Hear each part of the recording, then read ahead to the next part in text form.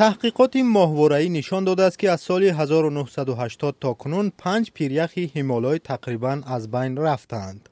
گرمایش کره زمین به گفته پژوهشگران عین تأثیر را به صدها پیریخ در منطقه داشته است. هر سال وقتی می روید و یک پیریخ را می بینید به حد میانه تقریباً 1 متر باریکتر می شود.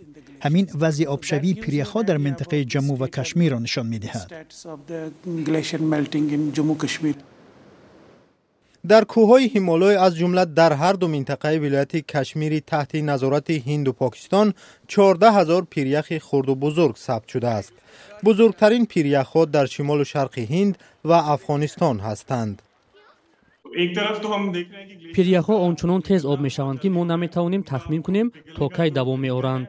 ما حتی تخمین کرده نمی توانیم که از 5 تا 20 سال آینده چقدر آب به پایان جاری می شود. بنابراین اگر این روند ادامه پیدا کند ما می توانیم شاهد اختلافات و درگیری بین پاکستان و هند برای آب شویم. کم شدن پیریخ ها از حالا به ساحه کشاورزی اثری بد گذاشته است. کشاورزان کشمیری تحت کنترل هند از کشت شالی دست کشیده به پرورش سیب گذاشتند. مشکل آبیاری زمین داریم. زراعت‌هایمان درست نمی‌سبزند. آلودگی زیاد شده است. در کوه‌ها برف بود ولی به تدریج آب شده می‌روند. حاصل شالیمان 50% تلف یافت.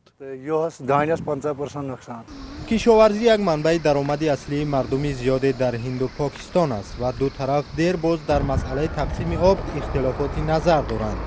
بخار و نابود شدن پیریخ‌ها این اختلافات را زیادتر خواهد کرد.